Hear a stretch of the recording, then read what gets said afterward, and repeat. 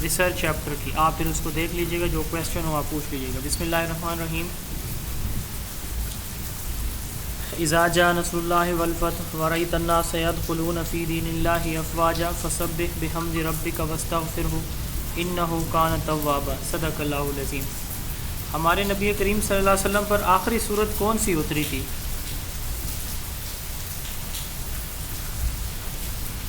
जी, एक वैसे जनरल सवाल है।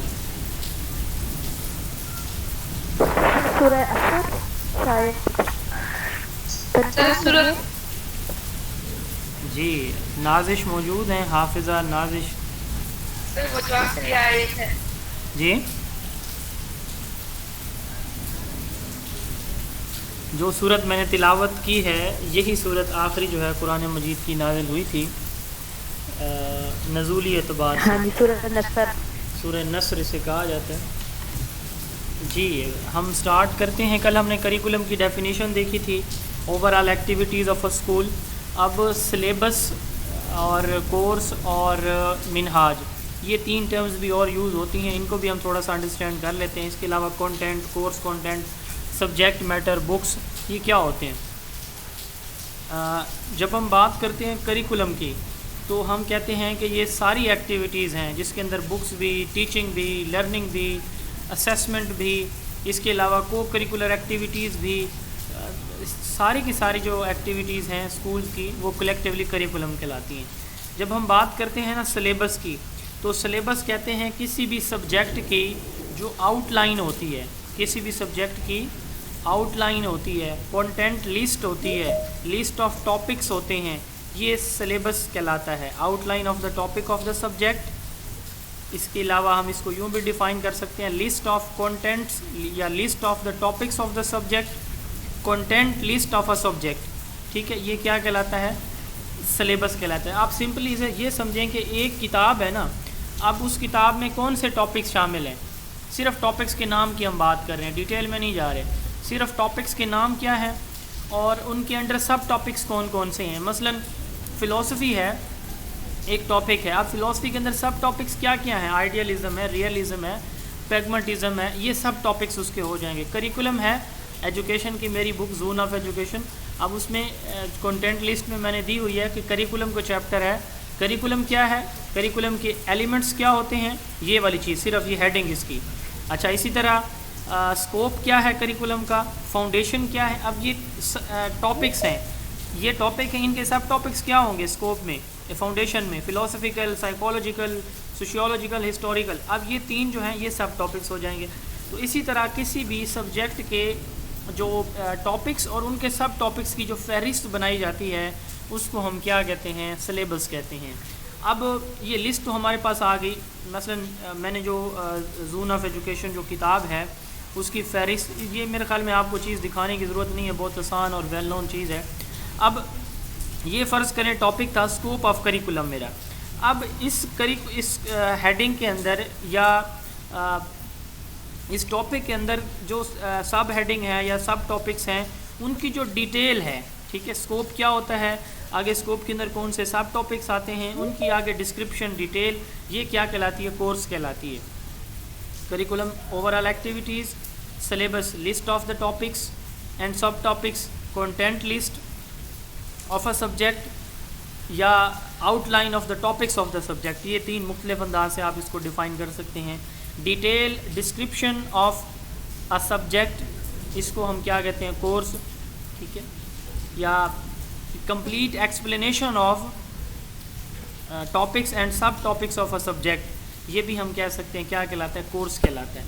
अब ये फ़र्क क्लियर हो गया। उसके बाद मिनहाज, बल्कि इससे पहले एक वर्ड हम यूज़ करते हैं कंटेंट, एक हम यूज़ करते हैं सब्जेक्ट मैटर।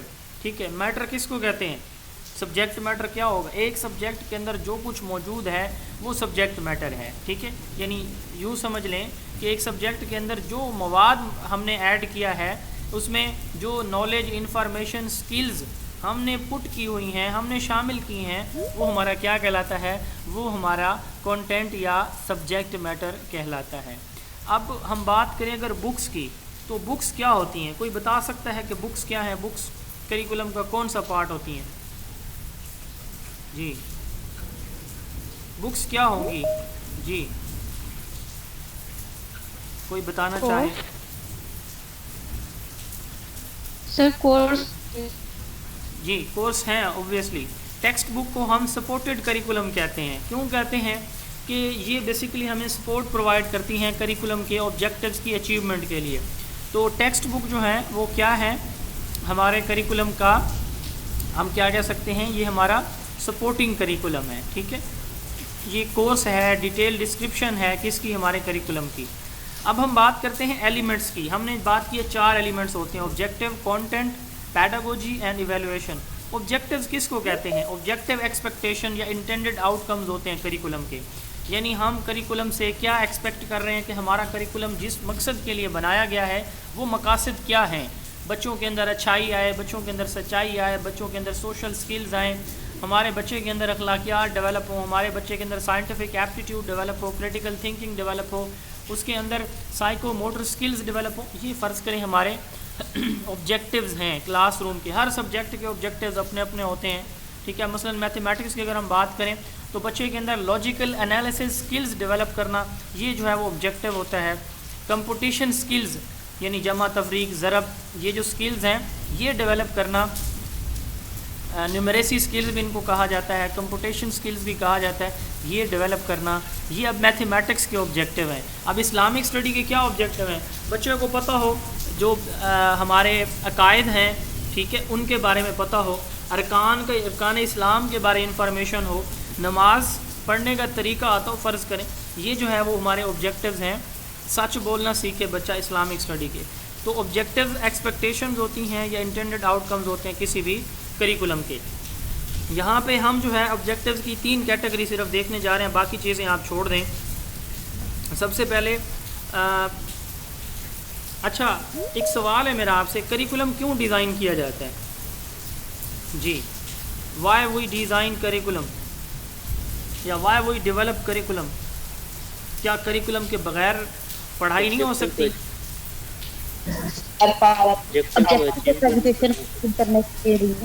ऑब्जेक्टिव्स की अचीवमेंट के लिए, इसको फुलफिल करने के लिए। सॉरी रिपीट कीजिएगा, थोड़ा ऊंचा बोलिएगा, मेरे पास माइक मेरा ख़राब है आज।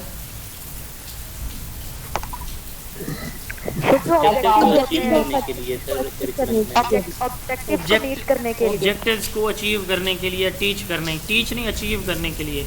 अच्छा, ये 4 कंपोनेंट्स मीड ने दिए थे, ये बात रह जाएगी फिर। मीड ने एलिमेंट्स जो करिकुलम के दिए हैं, जैसा कुछ किताबों में और भी आपको मिलेंगे, आपने यही 4 ही बताने अगर पूछा जाए तो। किस का रेफरेंस देंगे तो मीड का देंगे आप। अच्छा, अब क्या कोई ऐसा मोड ऑफ एजुकेशन है जिसका कोई करिकुलम नहीं होता? जी जल्दी से, बहुत आसान सवाल है। आवाज़ आ रही है मेरी? इनफॉर्मल का नहीं होता करिकुलम, ठीक है। रिपीट करते हैं सब। इनफॉर्मल एजुकेशन 3 मोड्स हमने पढ़े थे, इनफॉर्मल का करिकुलम नहीं होता। इस तरह के सवाल सिचुएशनल सोचा करें। हाँ, अच्छा, इनफॉर्मल का नहीं होता। हाँ जी। अच्छा, अब हम बात करते हैं ऑब्जेक्टिव्स तो की। का होता है, एक का जी नहीं होता। क्या फरमाया? सिर्फ फॉर्मल और नॉन फॉर्मल जो है उसका होता है और इनफॉर्मल हाँ जी का नहीं होता। जी आवाज़ नहीं आ रही शायद? जी आ रही है, ठीक है, थैंक यू। अच्छा, हम बात करते हैं ऑब्जेक्टिव्स कितनी तरह के होते हैं। General, specific and behavioural. 3 तरह के ऑब्जेक्टिव्स होती हैं। बिहेवियर क्या होता है, इंस्ट्रक्शंस क्या होती हैं, और जनरल ऑब्जेक्टिव्स क्या हैं। जनरल ऑब्जेक्टिव से क्या मुराद है? जनरल ऑब्जेक्टिव से मुराद, मसलन मैंने एक टॉपिक पढ़ाया, आप जब एक चैप्टर स्टार्ट करते हैं ना किसी भी सब्जेक्ट के, आप चैप्टर को उठाएं तो उसमें जनरल ऑब्जेक्टिव मेंशन होते हैं चैप्टर के स्टार्ट में, ठीक है। After completing this unit student will be able to know and student will know and be able to do. आगे लिस्ट होती है 5-6 चीज़ों की। आप सारे अक्सर टीचर हैं, कल स्कूल जाके देखिएगा तो आपको चैप्टर के स्टार्ट में एक लिस्ट मिलेगी आउटकम्स की, SLOs की, स्टूडेंट लर्निंग आउटकम्स की, कि आफ्टर रीडिंग दिस या after learning this chapter student will know and be able to do. आगे 3, 4, 5 ऑब्जेक्टिव्स होंगे। अब ये क्या कहलाते हैं? ये हमारे यहाँ जनरल ऑब्जेक्टिव्स। ये हैं यूनिट या जनरल ऑब्जेक्टिव्स के। ये रिटन स्टेटमेंट हैं जो कि ब्रॉड इन नेचर होती हैं, जो कि कवर करती हैं एक यूनिट को या सब्जेक्ट, किसी भी सब्जेक्ट के एक सेक्शन को, ठीक है। वही जो जैसे मैंने इसकी एग्जांपल आपको दी है कि हर बुक के जो चैप्टर होगा उसके स्टार्ट में ये चीज़ मौजूद होगी, आप उसको देख सकते हैं वहाँ से। कल देखिएगा लाजमी, फिर बताइएगा मुझे, या आज भी अगर किसी के पास बुक्स हैं तो। इनको हम कहते हैं, यानी वो ऑब्जेक्टिव जो स्पेसिफिक नहीं है, किसी एक यूनिट या सेक्शन की कंप्लीशन के बाद एक्सपेक्ट किए जाते हैं, उनको हम क्या कहते हैं, जनरल या यूनिट ऑब्जेक्टिव्स। अब उसके बाद हम बात कर लेते हैं स्पेसिफिक या इंस्ट्रक्शनल ऑब्जेक्टिव्स की। अब जो स्पेसिफिक या इंस्ट्रक्शनल ऑब्जेक्टिव्स होते हैं, इसमें अब एक तो हमने बात की है कि जनरल पूरे चैप्टर के 5-7 ऑब्जेक्टिव हैं, फिर उस चैप्टर के अंदर आगे 15-20 टॉपिक्स हैं। हर टॉपिक के क्या होंगे, स्पेसिफिक होंगे, हर टॉपिक के स्पेसिफिक ऑब्जेक्टिव्स होंगे, ठीक है। जैसे ही उस टॉपिक की टीचिंग करेगा या इंस्ट्रक्शन प्रोवाइड करेगा तो उसके ऑब्जेक्टिव्स वो बताता है। जैसे हम एक टॉपिक लिखते हैं तो सबसे पहले क्या चीज़ लिखते हैं, SLOs लिखते हैं कि SLOs क्या हैं, तो वो बेसिकली हमारे क्या होते हैं, स्पेसिफिक या इंस्ट्रक्शनल ऑब्जेक्टिव्स होते हैं। स्पेसिफिक ऑब्जेक्टिव्स का दूसरा नाम इंस्ट्रक्शनल ऑब्जेक्टिव्स भी है। दूसरा है बिहेवियरल ऑब्जेक्टिव्स। अब यानी एक टीचर ये एक्सपेक्ट कर रहा है कि मैं ये पढ़ाऊँगा तो बच्चे को ये चीज़ आनी चाहिए, बच्चे को मैं अगर सवाल इसके मुतालिक लिखाऊँ या इससे मुतालिक पूछूं तो बच्चे को ये चीज़ पता होनी चाहिए। अब ये तो हो गया उसकी टीचिंग या इंस्ट्रक्शन के ऑब्जेक्टिव, जिसको हम स्पेसिफिक या इंस्ट्रक्शनल कह रहे हैं। एक ऑब्जेक्टिव ये है मसलन सच बोलना। मैं इसकी मिसाल देता हूँ इंस्ट्रक्शनल और बिहेवियरल की। सच बोलने की अहमियत, एक टीचर बच्चे से पूछता है, बच्चे को उसने पढ़ाया कि सच के ये फ़वाइद हैं, ये झूठ बोलने के ये नुकसानात हैं। अब टीचर ने पढ़ा लिया, टीचर ने सुना, बच्चे को आ गया, उसके स्पेसिफिक या इंस्ट्रक्शनल ऑब्जेक्टिव अचीव हो गए। क्या बच्चे ने सच बोलना सीखा, बच्चे ने झूठ बोलना तर्क किया, अब ये क्या बन जाएंगे, उसी टॉपिक के बिहेवियरल ऑब्जेक्टिव्स हैं। These are written statement of intended learning outcomes of the student. effect of instruction is observed on the behavior of the children in terms of his or her skills or results। अब बच्चे के skills या results की base पे हम क्या करते हैं, ये चेक करते हैं कि उसके बिहेवियर में, उसकी पर्सनैलिटी में कितनी तब्दीली आई है। जी क्लियर हुआ ये तीनों टर्म, इनमें कोई कन्फ्यूजन है, ये बहुत इंपॉर्टेंट बात है जी। सर बिहेवियर को एक दफ़ा दोबारा रिपीट कर दें। जी कौन रिपीट करेगा?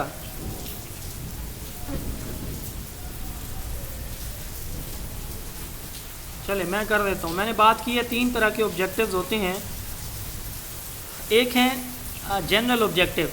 आप कल किताब उठाइएगा स्कूल जाके तो हर चैप्टर के स्टार्ट में एक लिस्ट होगी 3, 4, 5 की, बिल्कुल टॉप के ऊपर।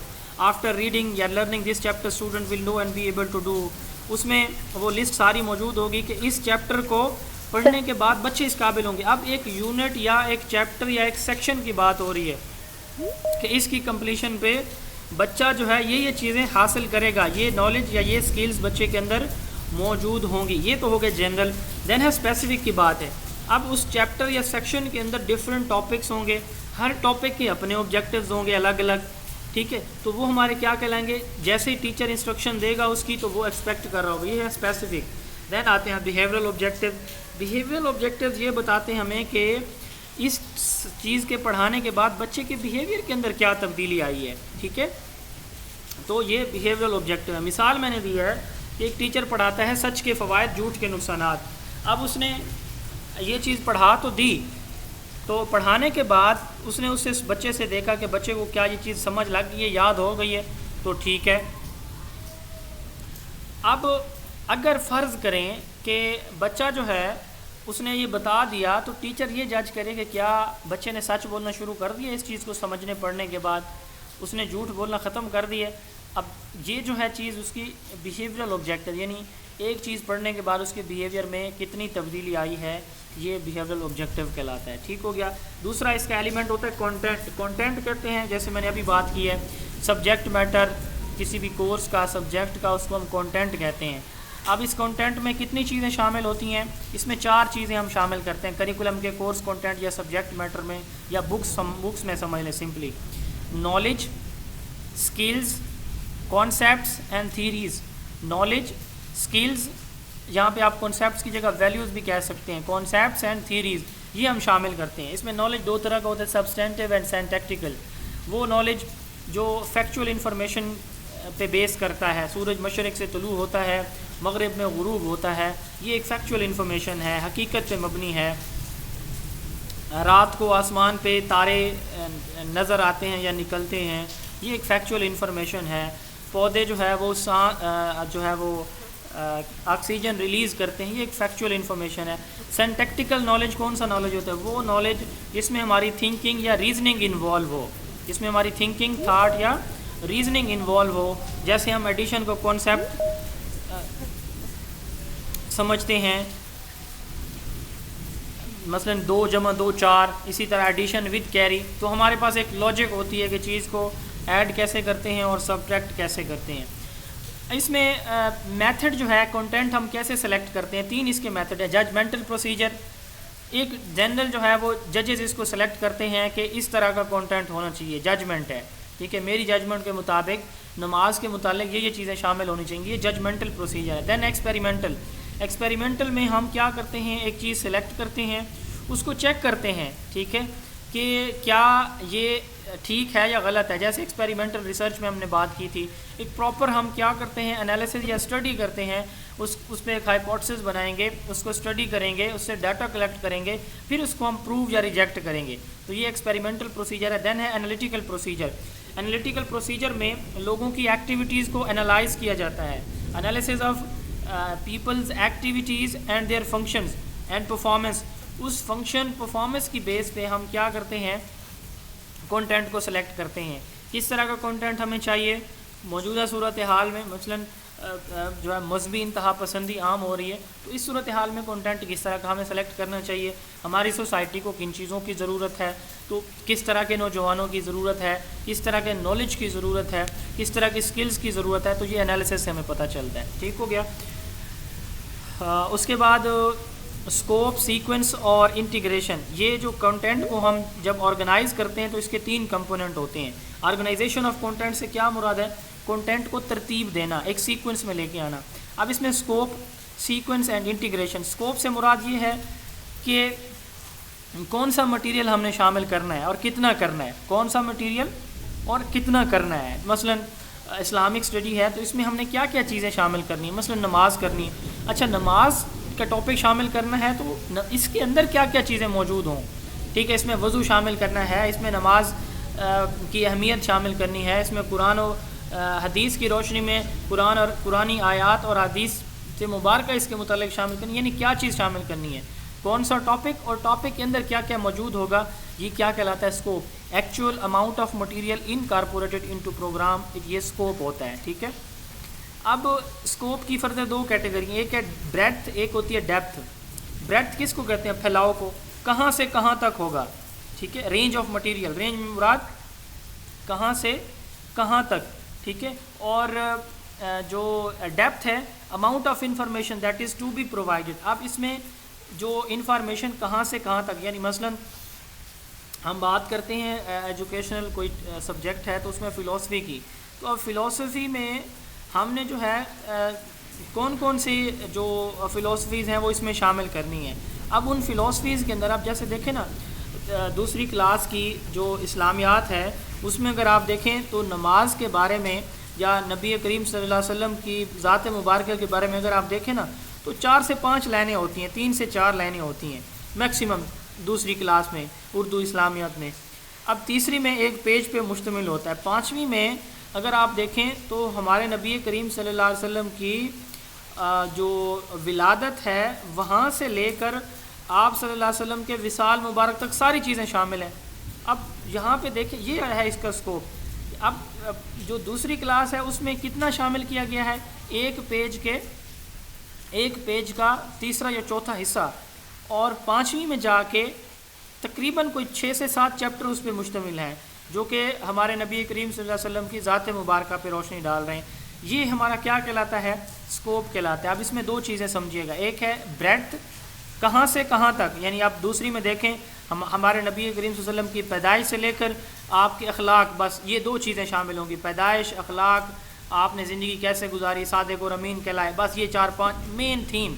तो ये यहाँ पे क्या कहलाएगी, रेंज ऑफ मटेरियल, ठीक है। अब अमाउंट यानी यहाँ से यहाँ तक हमने, तो इसके अंदर कितनी चीज़ें आप शामिल करेंगे, कितनी इन्फॉर्मेशन होगी, ये क्या कहलाएगी, उसकी डेप्थ कहलाएगी। देन आता है सीक्वेंस, यानी ब्रेड्थ में रेंज और डेप्थ में अमाउंट। अच्छा, अब सीक्वेंस में हम क्या देखते हैं, उसमें उसकी तरतीब देखते हैं। ये तरतीब कैसे होगी, वर्टिकल होगी या हॉरिजॉन्टल होगी। वर्टिकल से क्या मुराद है, अब जैसे अभी मैंने आपको मिसाल दी है नबी करीम सल्लल्लाहु अलैहि वसल्लम की ज़ात मुबारक की, दूसरी में आधा पेज या एक पेज का तीसरा हिस्सा, तीसरी में एक पेज, चौथी में 2 पेज, पाँचवीं में 4-5 पेज। अब ये क्या की जा रही है, वर्टिकल ऑर्गेनाइजेशन की जा रही है, यानी डिफरेंट लेवल्स पर सब्जेक्ट में रिलेशनशिप बनाया जा रहा है, ठीक है। अब अगर एक ही ग्रेड में एक ही चीज़ साइंस में मौजूद, इस्लामियात में मौजूद हो, मुआशरती उलूम में मौजूद हो, इसमें उर्दू में मौजूद हो, अब ये 3 डिफरेंट सब्जेक्ट्स हैं, ठीक है, एक ही क्लास के अंदर। अब इन तीनों में नबी करीम सल्लल्लाहु अलैहि वसल्लम की ज़ात मुबारक पे रोशनी डाली गई है। एक हिस्सा एक सब्जेक्ट में शामिल है, दूसरा हिस्सा दूसरे सब्जेक्ट में, तीसरा तीसरे हिस्से में। अब ये क्या कहलाती है, horizontal integration, relationship in subject at same level. ये हमारी क्या कहलाती है, हॉरिजॉन्टल रिलेशनशिप कहलाएगा। तो ये सीक्वेंस है। देन आता है इंटीग्रेशन, इंटीग्रेट करने का मतलब मर्ज करना, इकट्ठा करना। अब इंटीग्रेशन का क्या मतलब होता है, 2 या 2 से ज़्यादा सब्जेक्ट को मिला के एक नया सब्जेक्ट बनाना। ये 2 तरह का होता है, एक होता है इंट्राडिसिप्लिनरी और एक होता है इंटरडिसिप्लिनरी। जब हम सिमिलर सब्जेक्ट्स को, ठीक है, या सेम सब्जेक्ट को, एक सब्जेक्ट के डिफरेंट एरियाज़ को आपस में इंटीग्रेट करें, तो ये इंट्रा होता है। इंट्रा का मतलब होता है विद इन, एक चीज़ के अंदर से। इंटर का मतलब होता है 2 या 2 से ज़्यादा के दरमियान। अब इंटरडिसिप्लिनरी में 2 या 2 से ज़्यादा जो सब्जेक्ट हैं उनको हम क्या करते हैं, मर्ज करके एक नया सब्जेक्ट बनाते हैं। देन आता है पैडागोजी, टीचिंग मेथड। ये हम पहला चैप्टर मुकम्मल इसके ऊपर पढ़ चुके हैं। आप कौन सा टीचिंग मेथड आप चूज़ करेंगे करिकुलम के ऑब्जेक्टिव्स की अचीवमेंट के लिए, जी कौन सा होगा आपके नज़दीक, जी फरमाइए। सर ये हॉरिजॉन्टल और वर्टिकल की एग्जांपल से परफेक्ट बता दें। सर ये ये सवाल अगर आपसे अकॉर्डिंग टू पूछा टॉपिक जाए होगा। कि विच पैडागोजी या teaching learning experience would you like to teach या would you like to use in your class, आपका जवाब क्या होगा, जी टॉपिक होगा, अकॉर्डिंग टू द सब्जेक्ट होगा, according to the topic, according to topic, according to situation, yes जी। यानी उसमें हम लेक्चर मेथड भी यूज़ करेंगे अगर ज़रूरत पड़ेगी। जैसे अगर हमारे पास प्राइमरी क्लासेस हैं, एलिमेंट्री क्लासेस हैं, तो उसमें हम एक्टिविटी करेंगे। अगर हम कॉलेज लेवल पे हैं तो वहाँ पे हम लेक्चर मेथड यूज़ करेंगे। इसके अलावा ग्रुप डिस्कशन भी हो सकती है, यानी इलेक्ट्रिक मेथड यूज़ करेंगे। तो different according to situation, according to subject, तो फिर हम अच्छा, करेंगे, वहाँ पे हम डिसाइड करेंगे। बहुत अच्छा जवाब है। आप इसके लिए सिंपली ये भी कह सकते हैं एक्लिक्टिक अप्रोच, एक्लिक्टिक या इंटीग्रेटेड अप्रोच टीचिंग। अच्छा, वर्ड जो है करिकुलम के कंटेंट में अगर इंटीग्रेटेड यूज़ होगा तो इसका मतलब है कि सब्जेक्ट को आप इंटीग्रेट कर रहे हैं, ठीक है। अगर ये टीचिंग मेथड में आप इंटीग्रेटेड वर्ड यूज़ करेंगे तो इसका मतलब क्या होगा कि डिफरेंट टीचिंग मेथड को आपस में आप इंटीग्रेट कर रहे हैं या मिला रहे हैं, ठीक है। ये थोड़ा सा अंडरस्टैंड कीजिएगा। इंटीग्रेटेड या एक्लिक्टिक अप्रोच, इसका दूसरा नाम इंटीग्रेटेड अप्रोच है, ठीक है। तो आप ये भी कह सकते हैं, अगर आपसे पूछा जाए कि कोई एक मेथड बताएं जो आपको सबसे ज़्यादा अच्छा लगता है, मेरा आपको मशवरा ये है कि कोई एक मेथड जो आपको अच्छा लगता है। लाजमी नहीं है कि वो कॉलेज लेवल पे आप अप्लाई कर सकते हैं या नहीं कर सकते, ये एक सेकंड क्वेश्चन है। आपको कौन सा मेथड अच्छा लगता है, आप टीचिंग कर रही हैं या कर रहे हैं, तो आपको कौन सा मेथड अच्छा लगता है। इतने मेथड्स हमने पढ़े हैं, एक मेथड को इन डेप्थ स्टडी करें, ठीक है, उसको अच्छी तरह तैयार करके जाएं, किसने दिया, कैसे अप्लाई होता है, सिचुएशनल क्वेश्चन उसके बारे में, ये अच्छी तरह से तकरीबन हर मेथड के बारे में मैंने बताया थे सिचुएशनल क्वेश्चन, वो तैयार करके जाइएगा, ये याद रखिएगा। देन आता है इवैल्यूएशन। इवैल्यूएशन कहते हैं किसी भी प्रोग्राम की इफेक्टिवनेस को, वर्थ वैल्यू को जज करने का जो प्रोसेस होता है असेसमेंट का, उसको हम इवैल्यूएशन कहते हैं। कि किसी प्रोग्राम को हमने अडॉप्ट करना है, इसको रिजेक्ट करना है या रिवाइज़ करना है। करिकुलम हमारा ठीक है, अडॉप्ट कर लें, ठीक नहीं है रिजेक्ट कर दें, या किसी हद तक ठीक है इसमें अमेंडमेंट कर दें, रिवीजन कर दें, तो ये एवेलुएशन से हमें पता चलता है। करिकुलम में 3 तरह की एवेलुएशन होती है, फॉर्मेटिव, डायग्नोस्टिक और समेटिव एवेलुएशन। करिकुलम हम डेवलप कर रहे हैं, ड्यूरिंग डेवलपमेंट हम क्या जो हम असेसमेंट करेंगे कि ये ठीक है या नहीं है, प्रोग्रेस इसकी क्या चल रही है, तो ये हमारा फॉर्मेटिव एवेलुएशन होगी। अब अगर हमें कोई प्रॉब्लम आते हैं करिकुलम की डेवलपमेंट के दौरान, तो ये डायग्नोस्टिक आएगा, ठीक है। डेफिशिएंसीज, डिफ़िकल्टीज़ आती हैं तो उनकी तलाश, फाइंडिंग आउट करना, ये हमारी डायग्नोस्टिक है। समेटिव करिकुलम हम बना लिया है तो उसकी इफ़ेक्टिवनेस को चेक करेंगे कि ये जो है ठीक है या नहीं है, ये फ़ाइनल जजमेंट होती है। तो ये समेटिव एवेलुएशन, 3 तरह की एवेलुएशन होती है, फॉर्मेटिव, डायग्नोस्टिक और समेटिव। इन सब के बारे में आप अच्छी तरह जानते हैं। अब करिकुलम की खसूसियात क्या हैं? करिकुलम स्टूडेंट के लिए गाइडलाइन प्रोवाइड करता है। करिकुलम सम ऑफ एक्टिविटी है। करिकुलम एजुकेशनल ट्रेंड्स का, स्कूल इन्वायरमेंट का मिरर होता है। करिकुलम को करिकुलर और करिकुलर एक्टिविटीज़ का कम्बिनेशन होता है। करिकुलम एजुकेशनल ऑब्जेक्टिव्स की अचीवमेंट के लिए एक रास्ता प्रोवाइड करता है, ठीक है। ये तो हो गए इसके करैक्टर। अब इसके स्कोप की हम बात करते हैं। स्कोप किसको कहते हैं? स्कोप इम्पोर्टेंस को कहते हैं सिंपली, ठीक है। कहाँ कहाँ पे जो है ये बेनिफिट प्रोवाइड कर रहा है हमें, ये इसका स्कोप होता है। अब programme of activity studies, programme of activity, programme of guidance. सबसे पहले तो आपसे जब भी स्कोप पूछा जाए तो पहला ये है कि एजुकेशनल ऑब्जेक्टिव की अटेनमेंट के लिए ये हमें क्या कर देता है, एक रास्ता या फ्रेमवर्क प्रोवाइड करता है करिकुलम। अब यहाँ पे 3 इंपॉर्टेंट इसके स्कोप हैं। प्रोग्राम ऑफ स्टडीज़, करिकुलम के अंदर हमें जो है रेंज ऑफ सब्जेक्ट्स मिलते हैं, साइंस के भी, आर्ट्स के भी, वो हम स्टडी कर सकते हैं, ठीक है। अब मसलन हिस्ट्री, साइंस, लैंग्वेज, ये सारे हमें मिल जाते हैं करिकुलम के अंदर। तो हम डिफरेंट सब्जेक्ट्स जो है करिकुलम के अंदर स्टडी करते हैं स्कूल, कॉलेज, यूनिवर्सिटी लेवल पर। ये करिकुलम का एक स्कोप है कि इसमें हम मल्टीपल सब्जेक्ट जो है वो स्टडी करते हैं। तो ये प्रोग्राम ऑफ स्टडी के अंदर आती है, हेडिंग के अंदर आता है। देन है प्रोग्राम ऑफ एक्टिविटीज़। तो जो एक्टिविटीज़ टीचिंग लर्निंग के अंदर होती हैं, जो कि हमारी टीचिंग और लर्निंग को इंजॉयबल बनाती हैं। सिंपली आप ये समझें कि उन डिफरेंट सब्जेक्ट जो हमारे शामिल हैं करिकुलम के अंदर, उनके सीखने और सिखाने के लिए टीचर डिफरेंट एक्टिविटीज़ को ऑर्गेनाइज और यूज़ करता है स्कूल के अंदर। इससे एक तो टीचर के लिए सिखाना, बच्चे के लिए सीखना, यानी टीचिंग और लर्निंग इंजॉयबल भी होती है और इसके साथ साथ इफ़ेक्टिव भी होती है। वो हम पढ़ चुके हैं डिफरेंट मेथड्स। उसके बाद है प्रोग्राम ऑफ गाइडेंस। करिकुलम हमें गाइडेंस प्रोवाइड करता है पर्सनल प्रॉब्लम के लिए, एजुकेशनल प्रॉब्लम के लिए, वोकेशनल प्रॉब्लम्स के लिए। हमारे प्रॉब्लम्स करिकुलम एड्रेस करता है, ठीक है। पर्सनल प्रॉब्लम हैं, चाहे वो एजुकेशनल हैं या वोकेशनल हैं। अब पर्सनल प्रॉब्लम कौन से हो सकते हैं, कोई बताना चाहे? जी,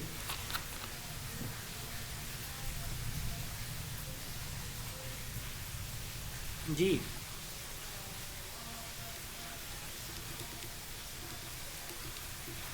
आवाज़ आ रही है मेरी? स्टडीज में इंटरेस्ट ना लेना, हमारा जो है ना मेंटल इलनेस होना, मेंटल इलनेस होना, साइकोलॉजिकल प्रॉब्लम होना या इनडिसिप्लिन होना, आपकी पर्सनैलिटी में डिसिप्लिन का ना होना, ये चीज़ें। बच्चे का एब्सेंट होना। देखिए, बिहेवियरल प्रॉब्लम हो सकते हैं, बच्चे को बिहेवियर का मसला है, उसको लर्निंग डिफ़िकल्टीज़ हैं, लर्निंग का बच्चे को प्रॉब्लम है, सोशलाइजेशन का प्रॉब्लम है, बच्चा दूसरों के साथ जो है वो ग्रुप की शक्ल में काम नहीं कर सकता, बच्चे को फ़िज़िकल टास्क परफॉर्मेंस के हवाले से कोई प्रॉब्लम है। तो ये बच्चे के पर्सनल प्रॉब्लम है। तो ये प्रॉब्लम का सलूशन मिलता है बच्चों को एक फॉर्मल एजुकेशनल इन्वायरमेंट में, क्योंकि उसमें एक डिज़ाइन करिकुलम होता है, उसके मुताबिक चीज़ें पढ़ाई सिखाई जा रही होती हैं। तो उसमें इन प्रॉब्लम्स को भी एड्रेस किया जा रहा है करिकुलर एक्टिविटीज़ में। अच्छा, एक सवाल यहाँ पे एक सिचुएशनल मेरे जहन में आ रहा है कि कौन सा टीचिंग मेथड है जिसमें हम बच्चे के पर्सनल प्रॉब्लम को एड्रेस कर सकते हैं। मैं ऑप्शन दे देता हूँ, चलें बल्कि नहीं देता, आप थोड़ा सा सोचें। जी जी, जल्दी से प्लीज़। ओ अल्लाह के बंदे और बंदियों, आपसे हूँ, आवाज़ आ रही है? इंडिविजुअलाइज्ड। यस, ये किसने बताया? मैं उनको शाबाश देना चाहता हूँ, दिल खुश किया मेरा। सिदरतुल मुंतहा, वेल डन, बहुत अच्छे। इंडिविजुअलाइज इंस्ट्रक्शन, पर्सनल प्रॉब्लम के लिए कौन सा टीचिंग मेथड यूज़ होगा? Individualise instruction method. देन आता है एजुकेशनल प्रॉब्लम। अब एजुकेशनल प्रॉब्लम से क्या मुराद है? बच्चे को राइटिंग में प्रॉब्लम है, स्पीकिंग में प्रॉब्लम है, लिसनिंग में प्रॉब्लम है, ठीक है, या जो 4 हमारी कम्युनिकेशन स्किल्स हैं उनमें कोई प्रॉब्लम आ रहा है, बच्चा अंडरस्टैंड नहीं कर पाता, बच्चा फोकस नहीं कर पाता, ठीक है, तो ये एजुकेशनल प्रॉब्लम्स हैं। तो ये बड़ा इंपॉर्टेंट सवाल मैंने आपसे पूछा, ये याद रखिएगा। इंडिविजुअलाइज इंस्ट्रक्शन में हम क्या करते हैं, इस तरह के प्रॉब्लम्स एड्रेस करते हैं। Then vocational problem. अच्छा, एजुकेशनल में सब्जेक्ट भी आ सकता है कि मैं कौन सा सब्जेक्ट चूज़ करूं, इस सब्जेक्ट में बच्चे को इंटरेस्ट है, इसमें नहीं है, तो ये एजुकेशनल गाइडेंस से पता चलता है। देन एवोकेशनल, कौन सा कैरियर, प्रोफेशन, ऑक्यूपेशन या ट्रेड बच्चे को ज्वाइन करना है, तो उस हवाले से उसको कौन सी तालीम हासिल करनी चाहिए जिसमें उसका इंटरेस्ट है, तो ये भी हमारा करिकुलम बताता है। Programme of studies, activities and guidance. इसके अलावा करिकुलम इंडिविजुअल के बिहेवियर में तब्दीली लाने के लिए, ये बच्चे के अंदर डेमोक्रेटिक वैल्यूज़ इंड्यूस करने के लिए, सिविक सेंस यानी सोशल जो हमारी वैल्यूज़ या नॉर्म्स को, सिटीज़नशिप जिसे हम कहते हैं, जो हमारे मुआशरे के बुनियादी उसूल होते हैं उनको सिविक सेंस कहा जाता है, तो उनको सीखने के लिए इसके अंदर, इसके अलावा ये नए ट्रेंड्स को जो है वो डिपिक्ट करता है, रिफ्लेक्ट करता है। ये बच्चे के जो नॉलेज एक्विजिशन है उसको भी क्या करता है, इन्हांस करता है। ये करिकुलम का जो है वो स्कोप है। उसके बाद है फाउंडेशन। करिकुलम की 4 फाउंडेशन किसको कहते हैं? वो फैक्टर या फोर्सेस जो किसी भी चीज़ की डेवलपमेंट पे असरअंदाज होते हैं उसको हम फाउंडेशन कहते हैं। यानी factor that affects the development of curriculum is called curriculum foundation. अब ये 4 होती हैं, philosophical, psychological, sociological and historical. अच्छा, ये जो फाउंडेशन हैं इनमें आप सिंपल एक चीज़ याद रखें, मैंने बताया था एक दफ़ा पहले भी शायद, जो स्टूडेंट रेगुलर क्लास रहते हैं उनको, कि फ़िलासफ़ी एक स्पेसिफ़िक चीज़ को बताती है, साइकोलॉजी एक स्पेसिफ़िक चीज़ को बताती है, सोशियोलॉजी और हिस्ट्री भी इसी तरह। कोई बताना चाहेगा कि फ़िलासफ़ी हमारे करिकुलम के अंदर क्या चीज़ बताती है करिकुलम के बारे में? जी, एक लाइन में इसका जवाब है। जी सर, जो फिलॉसफी है हमारे एम्स और ऑब्जेक्टिव के बारे में बताती है। जी जी, और जो आइडियाज हैं psychological उनके बारे में रिफ्लेक्ट करती है ना, philosophical. Yes yes, AIIMS, ideas, social, इस तरह साइकोलॉजी। जो साइकोलॉजी है वो लर्नर की नीड, उसके इंटरेस्ट को, जो बच्चे के नीड और इंटरेस्ट के बारे में बताती है। बच्चे जी, जो डेवलपमेंट मैं रिपीट कर देता हूँ। फ़िलासफ़ी जो है वो बताती है 3 चीज़ें। एम्स ऑफ एजुकेशन, हमारी तालीम का मकसद क्या होगा, मकासद क्या हैं, एजुकेशनल ऑब्जेक्टिव, ये हमें कहाँ से पता चलता है? फ़िलासफ़ी से पता चलता है। अच्छा, दूसरे नंबर पे स्ट्रक्चर ऑफ नॉलेज, नॉलेज कहाँ से आएगा, किस तरह का शामिल किया जाएगा। वर्थफुलनेस ऑफ द नॉलेज, कि नॉलेज की वर्थ क्या होगी, ठीक है, कितनी इंपॉर्टेंस होगी इसकी। तो ये 3 चीज़ें, aim, structure and worthfulness of the knowledge, ये कौन बताती है हमें? करिकुलम के अंदर फ़िलासफ़ी बताती है कि किस तरह के एम्स शामिल करने हैं। हमारा बच्चा क्या है, उसके नीड, इंटरेस्ट, मेंटल पोटेंशियल, उसकी एज क्या है, उसकी एज अप्रोप्रिएट करिकुलम क्या होगा, वो किस डेवलपमेंट स्टेज पे कब होता है, किस ग्रेड में उसकी डेवलपमेंट स्टेज क्या होती है, ये हमें पता चलता है साइकोलॉजी से। ये हमारे लर्नर के बारे में, ठीक है, लर्निंग प्रोसेस के बारे में, और इसके साथ साथ लर्निंग सिचुएशन के बारे में, लर्निंग इन्वायरमेंट हम किस तरह रखेंगे, लर्निंग प्रोसेस, टीचिंग मेथड कौन से यूज़ करेंगे, असेसमेंट मेथड कौन से यूज़ करेंगे, ये हमें कौन बताता है? साइकोलॉजिकल फाउंडेशन बताती है। देन है सोशियोलॉजिकल। सोशियोलॉजिकल फाउंडेशन में बताती है कि हमारी जो सोसाइटी है इसकी नेचर क्या है, सोशल चेंज किस तरह का हमें चाहिए, ठीक है, और स्कूल का सोसाइटी की डेवलपमेंट में क्या रोल है, स्कूल का सोसाइटी डेवलपमेंट के अंदर क्या रोल है।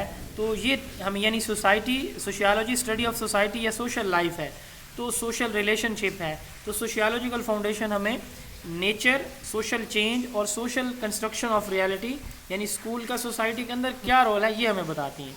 हिस्टोरिकल, वो पास्ट एक्सपीरियंसेस जिनका ह्यूमन लाइफ के ऊपर बड़ा अच्छा या बहुत हद तक जो है वो असर होता है, उन पास्ट एक्सपीरियंसेस या इवेंट्स को या इंफॉर्मेशन को हमारे करिकुलम के अंदर शामिल करना या उसको मद्देनज़र रखते हुए करिकुलम को डिज़ाइन करना, ये हमारा क्या कहलाता है, हिस्टोरिकल फाउंडेशन कहलाती है। तो 4 जो है हमारी फाउंडेशन होती हैं।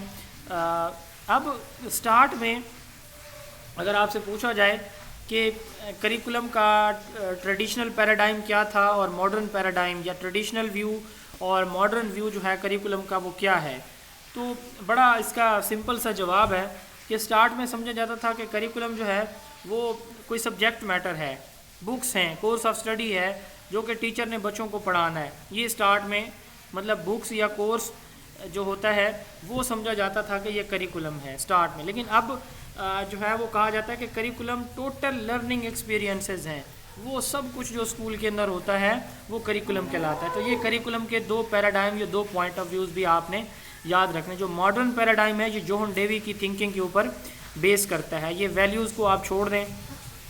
देन आता है करिकुलम डिज़ाइन। डिज़ाइन किसको कहते हैं? फॉर्मेट। दोबारा बताइए जी सर, पैराडाइम को दोबारा रिपीट कीजिए। पैराडाइम मैंने कहा कि पुराना व्यू ये था कि ये कोर्स ऑफ स्टडी है, बुक्स हैं, कंटेंट है जो टीचर ने बच्चों को पढ़ाना है। मॉडर्न या लेटेस्ट जो पैराडाइम या पॉइंट ऑफ व्यू है वो ये है कि करिकुलम जो है वो टोटल लर्निंग एक्सपीरियंसेस हैं। स्टूडेंट को टीचर स्कूल के अंदर जो कुछ करा रहा है, इसको थोड़ी देर पहले भी मैंने बताया, जैसे करिकुलम की डेफिनेशन मॉडर्न डेफिनेशन है, यही इसका मॉडर्न पॉइंट ऑफ व्यू या पैराडाइम है। ठीक है, कि यानी पैराडाइम किसको कहते हैं? बिलीव या थिंकिंग को कहते हैं, किसी पैटर्न को कहते हैं कि किस तरह का पैटर्न यूज़ किया जा रहा है, कौन से मेथड यूज़ किए जा रहे हैं, क्या थिंकिंग थी अब पहले और क्या थिंकिंग है अब, ये पैराडाइम होता है। ठीक है, तो ट्रेडिशनल था कि ये कोर्स है जो कि टीचर ने पढ़ाना है बच्चों को। मॉडर्न है कि ये लर्निंग एक्सपीरियंसेस होते हैं जी। उसके बाद नेक्स्ट है करिकुलम डिज़ाइन। अब डिज़ाइन किसको कहते हैं? हमारे पास एक फॉर्मेट होता है कि वो कहते हैं ना कि जी वो चार्ट बनाना है या कोई असाइनमेंट बनानी है, हम कहते हैं यार किस फॉर्मेट पे बनाना है, लेसन प्लान बनाना है, तो यार वो किस फॉर्मेट पे बनाना है। तो वो फॉर्मेट या फ्रेमवर्क हमारा क्या कहलाता है? बेसिकली एक डिज़ाइन होता है हमारे पास, उस डिज़ाइन को लेके हम चलते हैं। तो फ्रेमवर्क या plan of action for preparing a curriculum, ये करिकुलम डिज़ाइन होता है। दूसरी डेफिनेशन है nature of elements of curriculum and pattern of their organisation. Curriculum के एलिमेंट्स की नेचर किस तरह के शामिल किए जाएंगे और उनको कैसे अरेंज किया जाएगा, किस पैटर्न पे ऑर्गेनाइज या अरेंज किया जाएगा, ये करिकुलम डिज़ाइन कहलाता है। ये हमारे पास जो बेसिक 4 एलिमेंट्स हैं, हमने उनको कैसे अरेंज कैसे करना है करिकुलम बनाने के लिए, ये हमारा करिकुलम डिज़ाइन कहलाता है। ये प्रिंसिपल्स आप छोड़ दें करिकुलम डिज़ाइन के, बिल्कुल इसको स्किप कर दें। ठीक है, एलिमेंट्स अब देख लें करिकुलम डिज़ाइन के 4 होते हैं, वही जो करिकुलम के हैं, objective, content, learning experiences and evaluation. ये चारों जो है वो क्या है? करिकुलम डिज़ाइन के एलिमेंट्स हैं। अब types of curriculum design. Curriculum design की हम टाइप्स की बात करते हैं। एक होता है सब्जेक्ट सेंटर्ड, दूसरा होता है एक्टिविटी सेंटर्ड, तीसरा होता है कोर, फिर इंटीग्रेटेड और हिडन करिकुलम। ये डिफरेंट डिज़ाइन है। अब इनको हम 1 बाय 1 देखते हैं। जैसे अभी थोड़ी देर पहले हमने बात की है पॉइंट ऑफ व्यू की, 2 पॉइंट ऑफ व्यू थे। एक ओल्ड पैराडाइम या ट्रेडिशनल पैराडाइम था कि करिकुलम कोर्स है, ठीक है। मॉडर्न था कि करिकुलम ओवरऑल एक्टिविटीज़ या लर्निंग एक्सपीरियंसेस हैं। इसी तरह करिकुलम डिज़ाइन में भी 2 पॉइंट ऑफ व्यूज़ हैं या 2 इसके पैराडाइम। एक पहला था जो कि सब्जेक्ट सेंटर्ड था, ये अभी जो जैसे हमने बात की है ट्रेडिशनल वाली, कि करिकुलम क्या होता है? सब्जेक्ट है, कोर्स है, जो कि स्टूडेंट को टीचर जो है वो पढ़ाने के लिए यूज़ करता है बुक के तौर पर, कोर्स या सिलेबस के तौर पर। जो मॉडर्न है वो कहते हैं overall activities of a school. अब यही 2 चीज़ें यहाँ पे भी रिपीट होंगी। एक पर्टिकुलर डिज़ाइन जो है किसी भी करिकुलम का, वो हम यूज़ करते हैं या चूज़ करते हैं, हम किस बेस पे करते हैं? करिकुलम की फाउंडेशन की बेस पे करते हैं। अच्छा, हम 1 बाय 1 इनको देखते हैं। सबसे पहले है सब्जेक्ट सेंटर्ड करिकुलम, ओल्ड या ट्रेडिशनल पैराडाइम। फिर है मॉडर्न जो है या लेटेस्ट जो है वो इसका डिज़ाइन। अब अगर हम बात करें सब्जेक्ट सेंटर्ड की, तो सब्जेक्ट सेंटर्ड करिकुलम डिज़ाइन वो डिज़ाइन होगा जिसमें अजान हो जाए, वेट कीजिएगा 2 मिनट सिर्फ।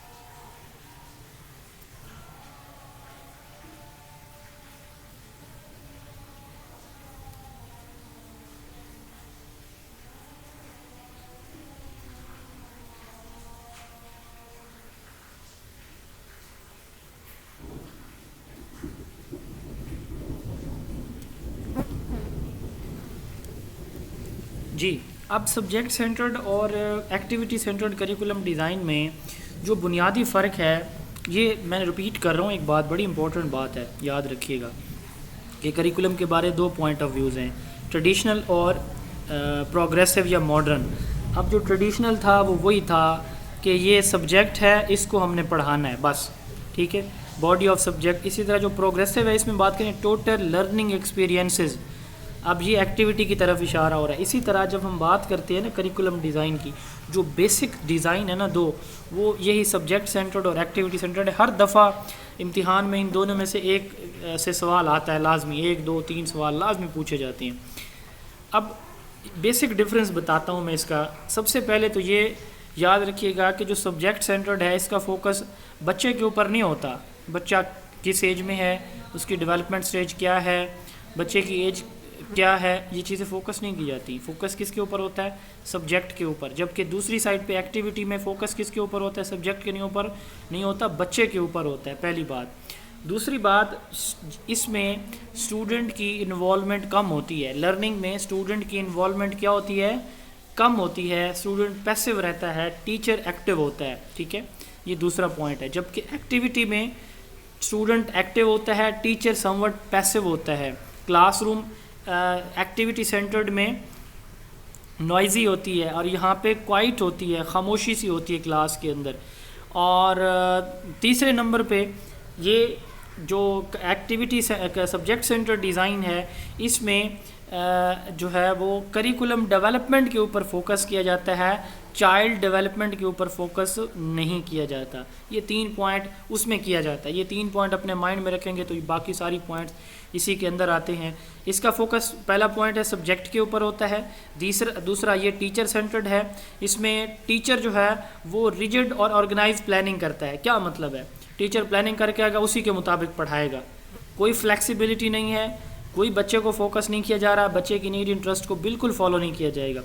टीचर एक्टिव है, स्टूडेंट इसमें पैसिव है, क्लासरूम के अंदर खामोशी है, बच्चे पैसिवली लिसन कर रहे हैं, बच्चे की इंटरेस्ट और कैपेबिलिटीज़ को फोकस नहीं किया जाता, सब्जेक्ट के दरमियान इंटीग्रेशन नहीं होती। ये याद रखिए कि बड़ा इंपॉर्टेंट पॉइंट है कि जो हमारा ये सब्जेक्ट सेंटर्ड करिकुलम है, इसमें सब्जेक्ट के दरमियान इंटीग्रेशन नहीं होती, ठीक है। ये लार्ज क्लासेस के लिए ज़्यादा मौजू है। इसमें टीचर ट्रेनिंग पे एम्फेसाइज नहीं किया जाता, क्योंकि टीचर ने बच्चे को नहीं देखना, उसकी नीड इंटरेस्ट को, डिफरेंट एक्टिविटीज़ को, सिचुएशनल केसेस को उसने नहीं संभालना। उसने बस एक ही मेथड से आना है, लेक्चर मेथड से पढ़ा के चले जाना है।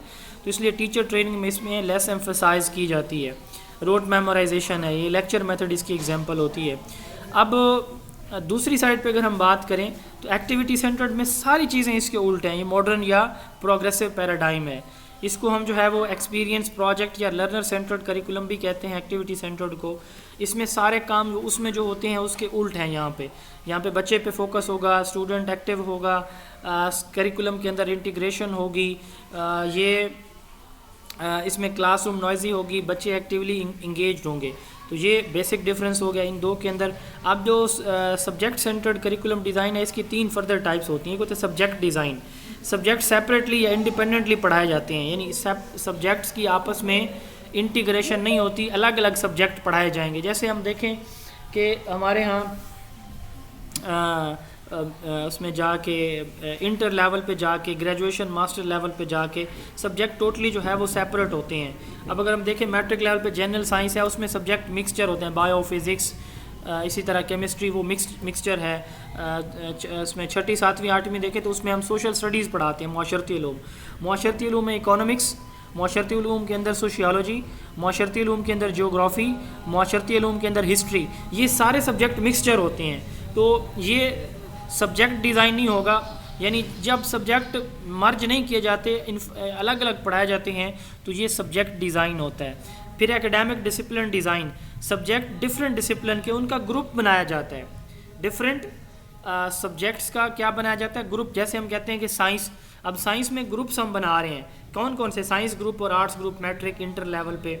अब साइंस ग्रुप की आगे फर्दर क्लासिफिकेशन है या ICS हम कर रहे हैं, तो अब उसमें साइंस में हम क्या कहते हैं? Bio, physics, chemistry. आर्ट्स में जो है आर्ट्स के मज़ामीन। तो डिफरेंट हम ग्रुप्स रखते हैं, डिफरेंट हम ग्रुप्स बनाते हैं, इसको हम कहते हैं academic discipline design. Different group subject के क्या बनाते हैं, वो पढ़ाए जाते हैं ग्रुप की शक्ल में, डिफरेंट सब्जेक्ट। उसके बाद broad field design. Broad field में सिमिलर सब्जेक्ट जो है उनको आपस में इकट्ठा करके पढ़ाया जाता है, सिमिलर सब्जेक्ट्स को आपस में इकट्ठा, डिफरेंट सब्जेक्ट को एकेडमिक डिसिप्लिन और सिमिलर सब्जेक्ट्स को ब्रॉड फील्ड डिसिप्लिन डिज़ाइन। ये आपको वैसे याद रखने की ज़रूरत नहीं है, आपको बेसिक पता होना चाहिए सब्जेक्ट और एक्टिविटी सेंटर्ड का। आगे हम बात करते हैं इंटीग्रेटेड करिकुलम। अब what is mean by integration, पहले हम पढ़ चुके हैं। इंटीग्रेटेड का मतलब होता है मर्ज करना, इकट्ठा करना। इसको थीमेटिक या सिनर्जिस्टिक करिकुलम भी कहा जाता है, क्योंकि हम इसमें सब्जेक्ट को सिनर्जिस्टिक या थीमेटिक का मतलब क्या होता है, याद रखिएगा। आपसे अगर सवाल पूछा जाए वो कौन सा करिकुलम है जिसमें एब्स्ट्रैक्ट नॉलेज होता है, कौन सा होगा जी? इंटीग्रेटेड। क्यों इंटीग्रेटेड सर? क्योंकि इसमें सर जो थीम होता है ना सर, वो निकाल लिया जाता है और बस उनकी जो है ना बाकी बहुत से इकट्ठा कर दिया जाता है, बाकी छोटे छोटे सब्जेक्ट को मिलाकर एक ही जो है ना इसमें थीम यानी बहुत बेसिक चीज़ें होती हैं। हाँ, बहुत बेसिक बुनियादी चीज़ें इसमें होती हैं, थीम बुनियादी बेसिक थीम होती है, इसलिए इसको थीमेटिक या एब्स्ट्रैक्ट नॉलेज करिकुलम कहा जाता है। सिनर्जिस्टिक भी इसी चीज़, सिनर्जिस्टिक कहते हैं मिलाना। अब इसमें डिफरेंट सब्जेक्ट होते हैं, ये इंट्रा डिसिप्लिनरी भी हो सकता है और इंटर डिसिप्लिनरी भी हो सकता है। मोस्टली ये प्राइमरी लेवल पे यूज़ किया जाता है इंटीग्रेटेड करिकुलम। जैसे प्राइमरी में हमारे यहाँ होती है साइंस की बुक, इसी तरह सोशल स्टडी माशरती उलूम की किताब है, ये इंटीग्रेटेड करिकुलम की एग्जांपल है, ठीक है। इसमें लर्निंग एब्स्ट्रैक्ट होती है। तो अब ये दो तरह का होता है, इंटर या इंट्रा, ये हम पहले पढ़ चुके हैं। क्रॉस कटिंग थीम्स किसको कहते हैं? क्रॉस कटिंग थीम्स कहते हैं कि जब हम किसी एक कंटेंट को एक जगह पढ़ाने के बजाय, माइक किसी का ऑन है, ऑफ कर दें प्लीज़, एक सब्जेक्ट को एक जगह पढ़ाने के बजाय हम क्या करें, डिफरेंट जगह पे हम उसको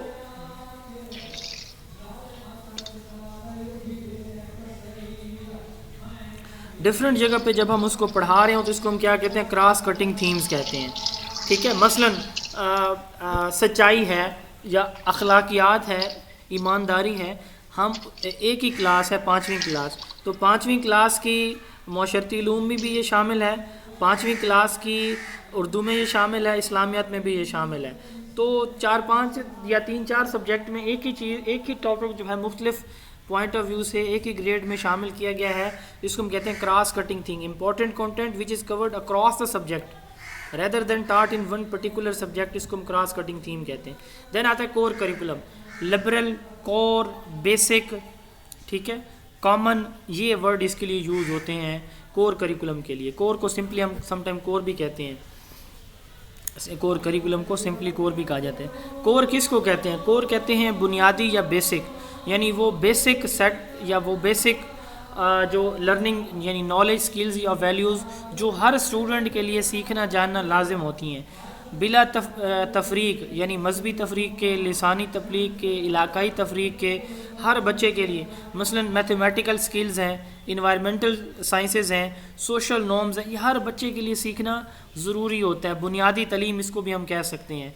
तो इसमें वो करिकुलम में वो सब्जेक्ट शामिल होते हैं जो कि हर इंडिविजुअल के लिए जानना लाजिम होते हैं सोसाइटी में रहने के लिए। बुनियादी नॉलेज, बुनियादी स्किल्स, मसलन बुनियादी स्किल्स में रीडिंग स्किल आ जाएगी, राइटिंग स्किल आएगी, स्पीकिंग स्किल आएगी। तो ये बेसिक स्किल्स, वैल्यूज, सच बोलना, दूसरों का एहतराम करना, छोटों बड़ों का ख्याल करना, सोसाइटी में दूसरों की ज़रूरियात का, उनके नज़रियात का एहतराम कर, ये वैल्यूज़ हैं, ये हर मुआशरे में होंगी।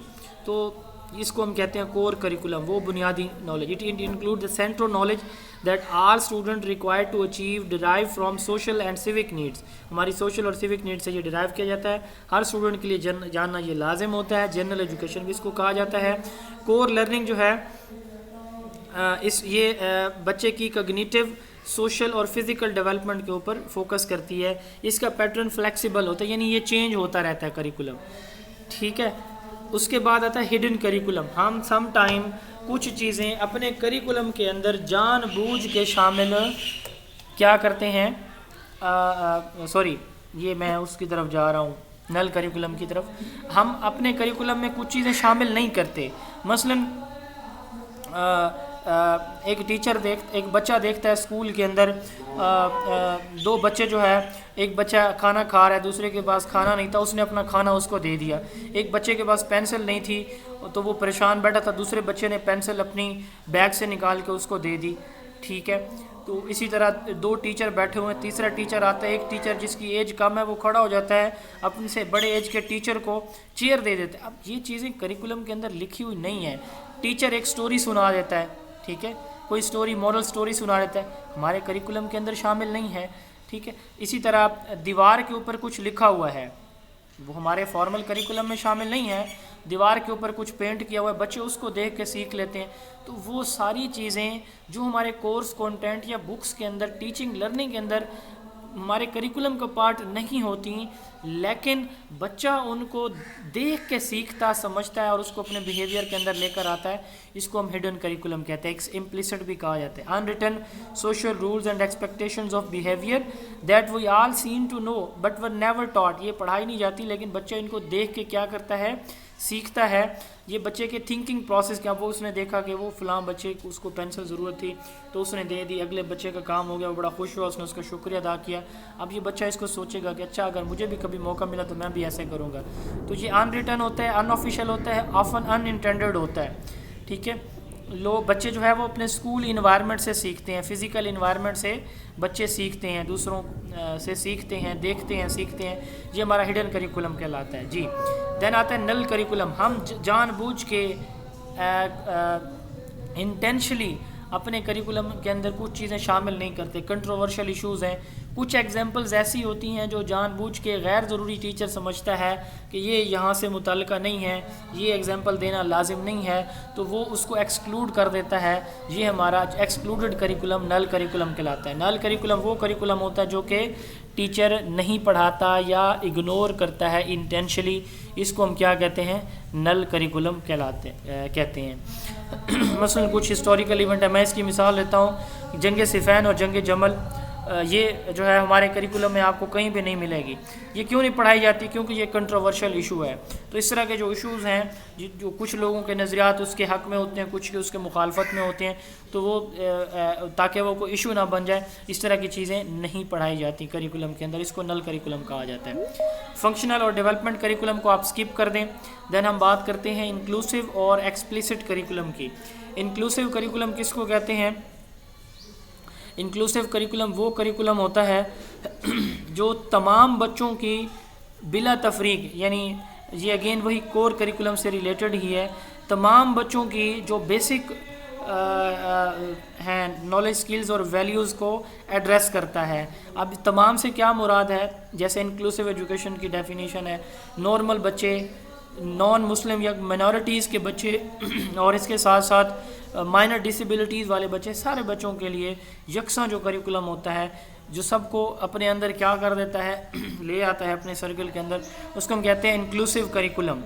ठीक है, इसके साथ साथ एक्सप्लिसिट और इम्प्लिसिट करिकुलम, वो करिकुलम जो रिटन फॉर्म में होता है, जैसे बुक्स हैं हमारे, ये हमारे एक्सप्लिसिट करिकुलम कहलाता है। इम्प्लिसिट करिकुलम ये हमारा, जो हमने अभी थोड़ी देर पहले बात की है हिडन करिकुलम की, ये हमारा इम्प्लिसिट करिकुलम होता है।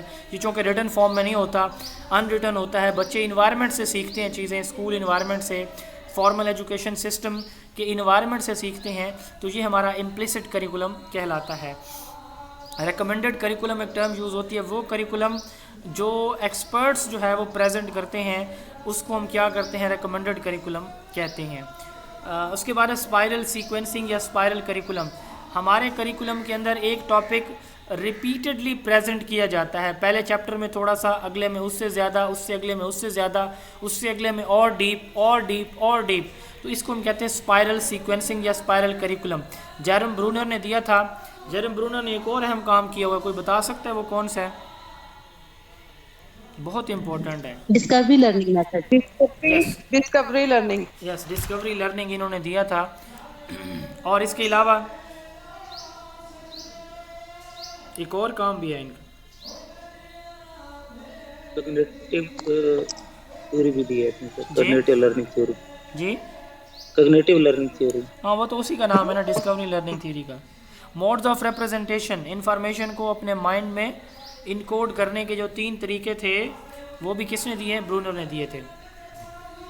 इनएक्टिव, आइकॉनिक और सिंबॉलिक मोड जो हमने पढ़े थे वो वाले। जी अच्छा, तो अब स्पाइरल सीक्वेंसिंग क्या मुराद है? इससे मुराद ये है कि सेम रिपीटेडली एक चीज़ को सेम चीज़ को रिपीटेडली प्रेजेंट करना और उसकी कम्प्लेक्सिटी में इजाफा करते जाना, ये स्पाइरल करिकुलम या स्पाइरल सीक्वेंसिंग कहलाता है।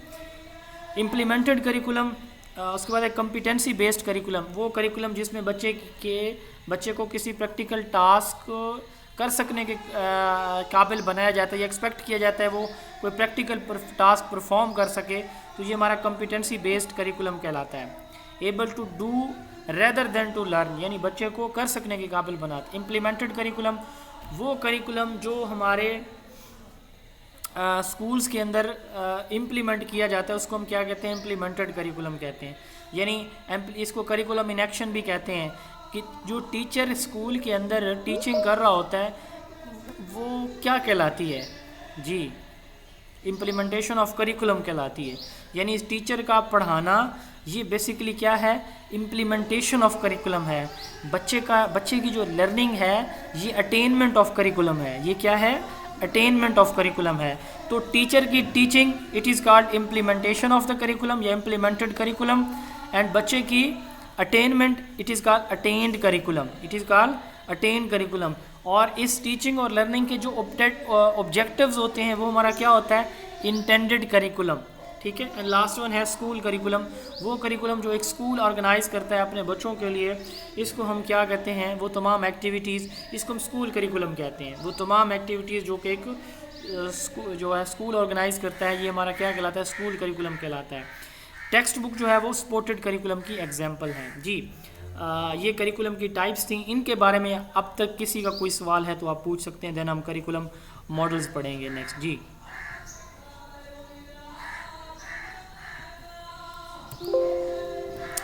किसी को कोई सवाल नहीं है? चलें आगे चलते हैं। जी सर। जी सर एक क्वेश्चन है मेरा। जी फरमाइए। सर ये कैरेक्टरिस्टिक्स जो है करिकुलम की, यहाँ पे mirror of philosophy of life, sir इसका क्या मतलब है?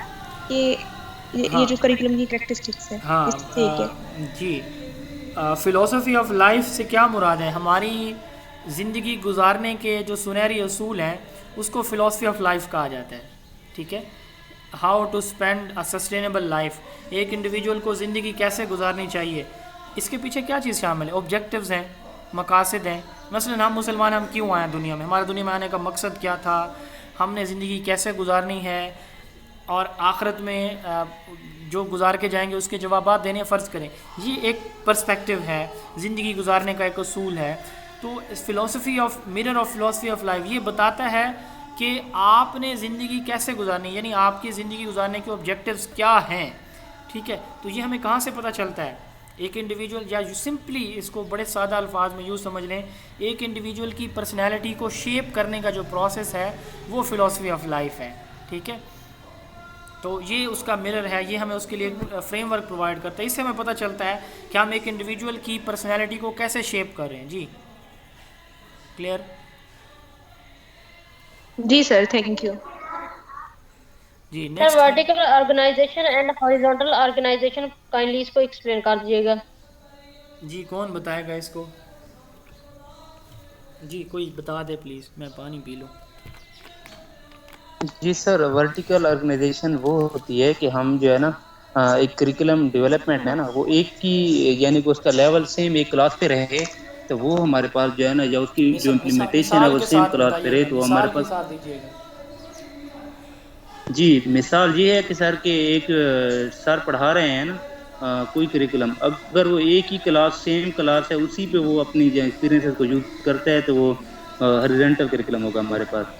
तो इसके अलावा अगर वो दो क्लास यानी कि बेशक वो क्लास एक ही हो लेकिन उसके दो सेक्शन हो ना, तो सेम क्लास ना हो, तो वो हमारे पास वर्टिकल ऑर्गेनाइजेशन होगी। देखें सिंपली समझें, वर्टिकल कहते हैं ऊपर नीचे वाला, यानी छठी सातवीं आठवीं ग्रेड्स हैं, तीसरी चौथी पाँचवीं।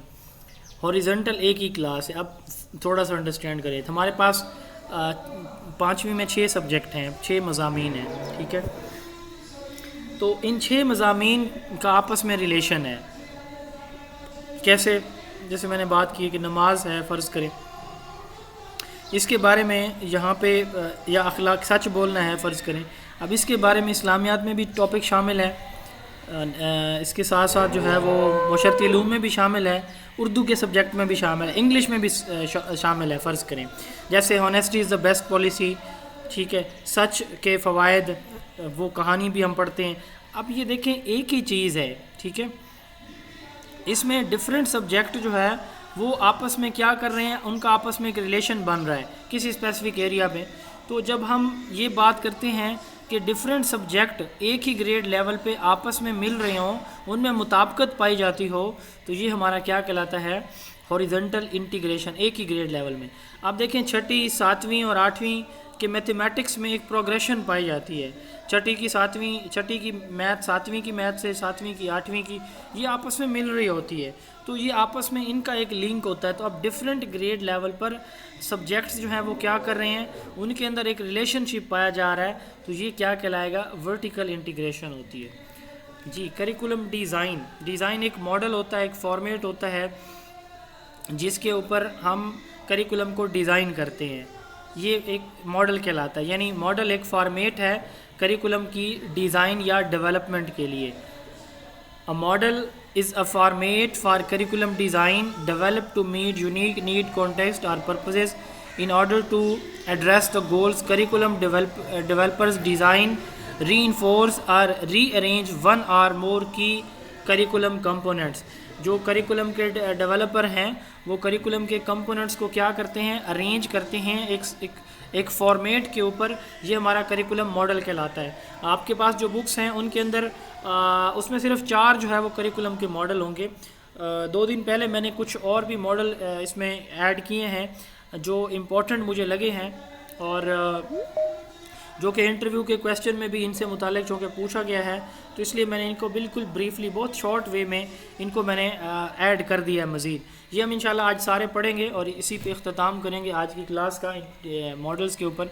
सबसे पहले है टेलर मॉडल, देन है Taba model, then cyclical model है व्हीलर का, देन जोहन JF कर का मॉडल है, देन है Nicholls and Nicholls model, then है फ्लो चार्ट मॉडल या स्टेज बेस मॉडल जो लाटन का है। तो हम इनको 1 बाय 1 देखेंगे। सबसे पहले है टेलर मॉडल। आपने ये सारे जो मॉडल्स हैं इनके स्टेप्स लाजमी याद रखने, ये एक इम्पॉर्टेंट है। करिकुलम में सबसे इम्पॉर्टेंट यही चीज़ है। डिज़ाइन के बारे में अक्सर सवाल इंटरव्यू के हवाले से पूछे जाते हैं। अब टेलर मॉडल राल्फ टेलर ने दिया था 1949 में। जैसे हमने बात की है ना इसकी डेफिनीशन की कि arrangement of components of curriculum, ये इसकी डेफिनीशन है। अब वही जो 4 हमने हमारे कंपोनेंट हैं उनको टेलर ने अरेंज किया हुआ है। टेलर को फादर ऑफ करिकुलम भी कहा जाता है। इनकी किताब इन्होंने एक लिखी थी, basic principle of curriculum and instruction, इसको बाइबल ऑफ करिकुलम कहा जाता है इस किताब को, ठीक है। अब इसने जो मॉडल दिया है इसके करिकुलम के 4 जो हैं वो कंपोनेंट हैं। वो कौन कौन से हैं? सबसे पहले ऑब्जेक्टिव्स, फिर उन ऑब्जेक्टिव्स की बेस पे टीचिंग मेथडोलॉजीज़ की सिलेक्शन, फिर ऑर्गेनाइजेशन ऑफ लर्निंग एक्सपीरियंस। यानी वो कहता है कि आप ऑब्जेक्टिव सेलेक्ट करें, उस ऑब्जेक्टिव की बेस पे आप सिलेक्शन ऑफ क्या करें, कंटेंट्स करें, ठीक है। देन आपका जो कंटेंट जब आप सेलेक्ट कर लें तो फिर आप क्या करें, अगले लेवल पे आप ऑर्गेनाइज करें इन कंटेंट को, क्या करें, कंटेंट को ऑर्गेनाइज करें। देन आप इवेलुएशन।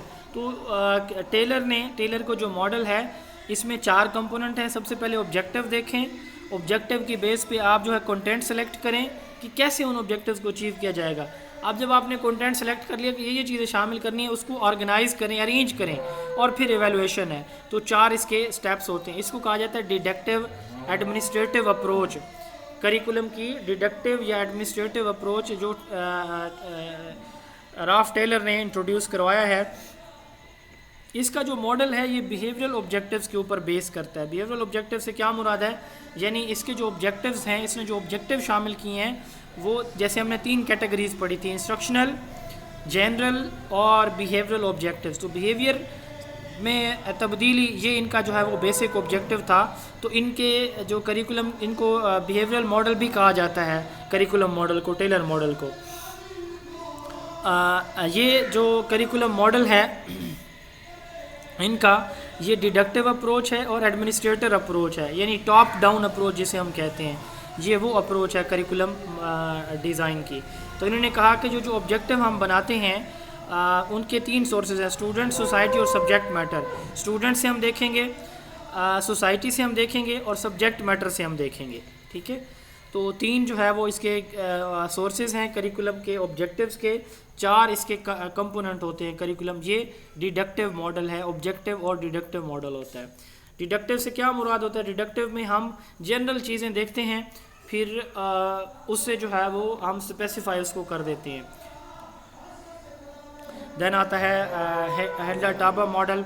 टाबा मॉडल ये उसके उल्ट है, ये इंडक्टिव मॉडल है, ये नीचे से ऊपर चलती है, ठीक है। अब इसमें सबसे पहले हम डायग्नोसिस ऑफ द नीड्स, यानी ये आप यूँ समझ लें कि इसमें बच्चे की नीड के ऊपर फोकस किया जाता है। वो बॉटम में जाते हैं, फिर हम ऊपर आते हैं।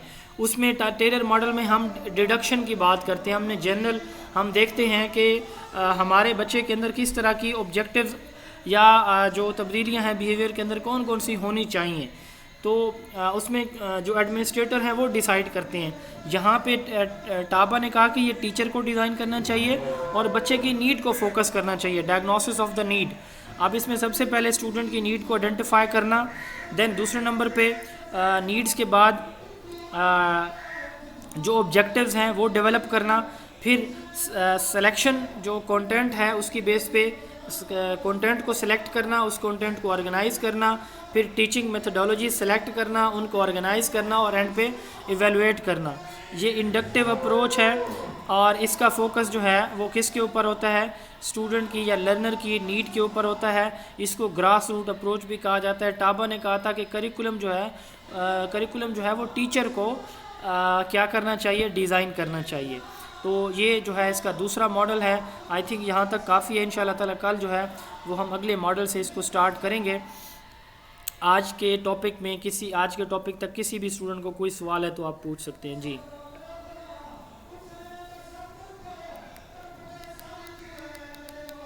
जी, कोई सवाल, कोई बात पूछनी या बतानी हो तो आगे पढ़ लें 2 मॉडल।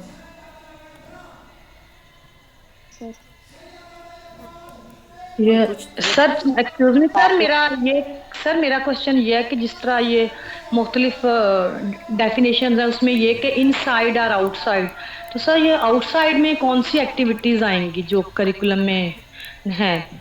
आउटसाइड जो बच्चे को होमवर्क वगैरह वो आएगा? इनसाइड और आउटसाइड में 2 बातें हैं। जो आपका सवाल है ना, इसको मज़ीद थोड़ा सा क्लियर करें फिर मैं जवाब देता हूँ। इनसाइड और आउटसाइड द क्लासरूम, इनसाइड और आउटसाइड द स्कूल। जी अब बताएं फिर मैं आपको बताता हूँ, या दोनों का बता दूँ?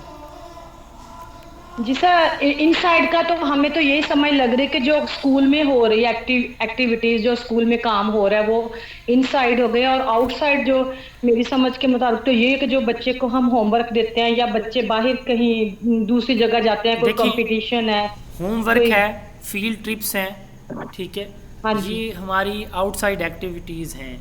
अच्छा, स्पोर्ट्स एंड गेम्स एक्टिविटीज़ हैं, किसी और इंस्टीट्यूट में कंपटीशन है तो जो डिफरेंट स्कूल्स में डिस्ट्रिक्ट लेवल पे कंपटीशंस हो रहे हैं फ़र्ज़ करें, ठीक है, पेंटिंग, ड्राइंग कंपटीशन, स्पोर्ट्स के कंपटीशन, स्पीच कंपटीशन, तो ये चीज़ें उसके अंदर आती हैं आउटसाइड एक्टिविटीज़ में, होमवर्क, ठीक है।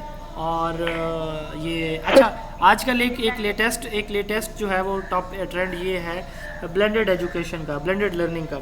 अब ब्लेंडेड लर्निंग में बच्चा घर जाके टीचर से टीचिंग लेता है, ठीक है, ट्यूशन लेता है या क्लासेस लेता है। अब वो भी आउटसाइड एक्टिविटीज़ है। अब ना बच्चा स्कूल में होता है ना टीचर स्कूल में होता है, लेकिन वो स्कूल के करिकुलम का से मुतालिक पढ़ा रहे होते हैं। इसी तरह क्लास ब्लॉग्स हम बात एक करते हैं, तो क्लास ब्लॉग्स भी एक वेबसाइट होती है। बच्चे को टीचर असाइन करता है कि बेटा फ़लाँ वेबसाइट को आपने जाके देखना है, उस वेबसाइट से जो है आपको फ़लाँ मटेरियल मिल जाएगा। तो अब ये क्लास ब्लॉग, ये एजुकेशनल वेबसाइट्स होती हैं। अब फ़र्ज़ करें टीचर रेफ़र कर रहा है, अब ये भी आउटसाइड एक्टिविटी है। तो ये 4-5 मैंने आपको बता दी हैं आउटसाइड एक्टिविटीज़। जी और सवाल? सर जैसे अभी इंडिपेंडेंस डे के हवाले से फंक्शन हो रहे हैं, तो स्कूल वालों ने तहसील लेवल पे जाना है, फिर डिस्ट्रिक्ट लेवल पे, ये सारी आउटसाइड एक्टिविटीज हैं। यस, ये भी आ सकती है, बिल्कुल आ सकती है। सर ये आपकी बुक में ना एक्सप्लिसिट में एक एग्जांपल लिखी है, crafted in thinking process of learner. जी सॉरी, रिपीट कीजिएगा। crafted in thinking process of learner is in implicit curriculum. इसकी समझ नहीं आई, ये बता दें ज़रा। इम्प्लिसिट करिकुलम का क्या बोला है मुझे आपकी, एक second. Crafted in thinking process. हाँ, crafted in thinking process. Crafted in thinking process से मुराद ये है कि बच्चा सोच के उसको अंडरस्टैंड करता है। जैसे मैंने एग्जांपल 3-4 दी हैं। एक बच्चे ने दूसरे बच्चे को पेंसिल दी है, उसको ज़रूरत थी। अब बच्चे ने इसको सोचा कि देखें यार उसने उसकी हेल्प की, अगले बंदे ने देखें उसका शुक्रिया अदा कि उसका काम भी हो गया। टीचर जो है वो टीचर ने दूसरे टीचर को जगह दी, बच्चा देख रहा है, वो इंस्पायर हुआ, उसने सोचा कि देखिए उस टीचर ने कितना जो है सीनियर टीचर का एहतराम किया है, वगैरह वगैरह। हज़ारों एग्जांपल बच्चा रोज़ाना सीखता है स्कूल में जाके। अब बच्चा इसको सोचेगा, सोच के वो क्या करता है, उसको इम्प्लीमेंट करता है, यानी सोचेगा और उस सोचने के बाद अपने बिहेवियर में उसको इंड्यूस या जो है वो इंट्रोड्यूस करवाएगा। ये थिंकिंग प्रोसेस है, यानी इसमें से बच्चा सिर्फ ऑब्ज़र्व करेगा फिज़िकल इन्वायरमेंट में चीज़ें और फिर उसको अपनी पर्सनैलिटी या करैक्टर का पार्ट बनाता है। जी सर, ये जो एसएनसी का करिकुलम है इसमें कौन सा डिज़ाइन यूज़ हुआ? सॉरी, एसएनसी का जो करिकुलम है, हाँ, उसमें कौन एक्टिविटी सेंटर्ड करिकुलम डिज़ाइन है। इंक्लूसिव, हाँ, ये इंक्लूसिव एंड एक्टिविटी सेंटर्ड। अच्छा, ये देखें हमारा जो करिकुलम है ना, ये डिफरेंट लेवल पे ना ये डिफरेंट होता है। अब अगर हम देखें, हमारे कुछ सब्जेक्ट इंटीग्रेटेड भी हैं। जैसे मैंने आपसे अगर पूछा जाए तो ये वर्कलोड को या बस्टर लोड को कम करने के लिए अब तीसरी जमात में जैसे सोशल स्टडीज़ का है, इसी तरह जनरल साइंस है, ठीक है। अब ये general science basically integrated subject है जो तीसरी से 5वीं में पढ़ाया जा रहा है, 6ठी से 8वीं में पढ़ाया जा रहा है। ये एक इंटीग्रेटेड है जी, इंटीग्रेटेड है। अच्छा, इसी तरह सोशल माशरती इल्म पढ़ाई जाती है हमारे यहाँ तीसरी, चौथी, 5वीं, 6ठी, 7वीं, 8वीं में, ये भी इंटीग्रेटेड है, ठीक है। तो कुछ सब्जेक्ट हमारे इंटीग्रेटेड भी शामिल होते हैं। इसी तरह इंक्लूसिव है हमारा एसएनसी और एक्टिविटी सेंटर्ड है। बाकी जो जैसे मैंने बताया है कि इस ये इंटीग्रेटेड भी होता है। जी, नेक्स्ट क्वेश्चन। फिलॉसफी कौन सी यूज हो रही है? से अगर देखा जाए तो हिल्दा ताबा को फोकस कर रहे हैं, yes, Taba, yes, Taba model को फोकस किया जाता है। Grass root model, yes, grass root model है। जब ये एसएनसी करिकुलम डिज़ाइन हो रहा था ना, तो उसमें यही ग्रास रूट अप्रोच यूज़ की गई है, तो टाबा मॉडल जो है वो यूज़ किया गया है। जी सर, एसएनसी में टीचर्स को शामिल किया गया था? यस, ये टीचर्स करिकुलम डिजाइन करें, देखिए हम इंशाल्लाह ताला ये पढ़ेंगे, मैं आपको बताऊंगा। करिकुलम डेवलपमेंट प्रोसेस कल हमारा टॉपिक होगा, तो इसमें बाकायदा देखेंगे स्टार्ट से एंड तक हमारे टीचर्स इन्वॉल्व होते हैं। ये करिकुलम डेवलपमेंट प्रोसेस है पाकिस्तान में, तो इसमें स्टार्ट से लेकर एंड तक टीचर ही इन्वॉल्व होता है। ये अलग बात है कि वो जो टीचर इन्वॉल्व होता है, जो अच्छे असर रसूख वाला है, जिसके पॉलिटिकल रिलेशन बड़े स्ट्रॉन्ग होते हैं, या कोई टीचर यूनियन का बड़ा नुमाइंदा होता है, तो इस तरह के लोग होते हैं जिनको ग्रास रूट चीज़ों का पता ही नहीं होता। बहरहाल टीचर हमारा शामिल होता है, ये हम कल देखेंगे। चलो, what is grass root? Grass root कहते हैं वो बिल्कुल पेंदे में जाके, बुनियाद में जाके चीज़ को खोद निकालना, यानी बच्चे के लेवल पे जाके देखना कि अब इस लेवल पे बच्चे का डेवलपमेंटल लेवल क्या है, इस लेवल पे कौन सी चीज़ बच्चे को सूट करेगी, कौन सी चीज़ इसके लिए फिजिबल है, कौन सी नहीं है, तो बच्चे को देखना। वो चूँकि हमारी ग्रास रूट तो बच्चा ही है ना, आखिरी हमारी हद तो बच्चा ही है, उसको हमने देखना है ना, तो उस पे जाके फोकस करना, ये ग्रास रूट अप्रोच होती है। इसको बॉटम अप्रोच भी कहा जाता है, बिल्कुल एंड पे जाके सोचना, देखना, ऑब्जर्व करना। सर, कौन सी फिलॉसफी यूज़ हुई है एसएनसी में? नहीं, कोई फ़िलासफ़ी यूज़ नहीं हुई है, फ़िलासफ़ी का यहाँ पे कोई इतना कंसर्न नहीं है। बहरहाल हम जब बात करते हैं ना, यानी स्पेसिफिक नहीं कर सकते हम कि सिर्फ यही फ़िलासफ़ी यूज़ हुई है, आइडियलिज़म, रियलिज़म, नहीं, ये हम बात नहीं कर सकते। फ़िलासफ़ी एक जनरल थिंकिंग होती है किसी भी चीज़ के बारे में, तो जो ज़्यादातर अप्रोच इसमें यूज़ की गई है, चूँकि हम बात करें एक्टिविटी बेस्ड, तो प्रैग्मेटिज़म जो है वो फ़िलासफ़ी इसको जो है वो फोकस किया गया। इसमें इस्लामिक फ़िलासफ़ीज़ के पर्सपेक्टिव भी शामिल हैं। वैसे ब्लेंडेड है मेरे नज़दीक, जो है ना, कोई एक स्पेसिफिक नहीं है। जी, ओवरऑल एक्टिविटी बेस्ड करिकुलम है, तो इसकी अप्रोच जो है वो प्रोग्रेसिविस्ट अप्रोच है या फिलोसफी है जी। जी इलेक्ट्रिक अप्रोच भी एक्लेक्टिक अप्रोच कह सकते हैं जी, यस एक्लेक्टिक अप्रोच कह सकते हैं जी। हमारी टीचिंग मेथोडोलॉजीज़, हमारा करिकुलम, ये हमारा जो है ये सारी जो है ना वो एक्लेक्टिक उसके ऊपर बिलीव करती हैं तकरीबन हर जगह पे। आप देखें जैसे करिकुलम की बात हम करें तो इंक्लूसिव भी है, एक्टिविटी बेस्ड भी है, ब्लेंडेड भी है, तो एक्लेक्टिक हो गया या इंटीग्रेटेड आप कह सकते हैं उसको, बल्कि इंटीग्रेटेड तो उसके लिए यहाँ स्पेसिफाई है जी। कोई और सवाल किसी स्टूडेंट का?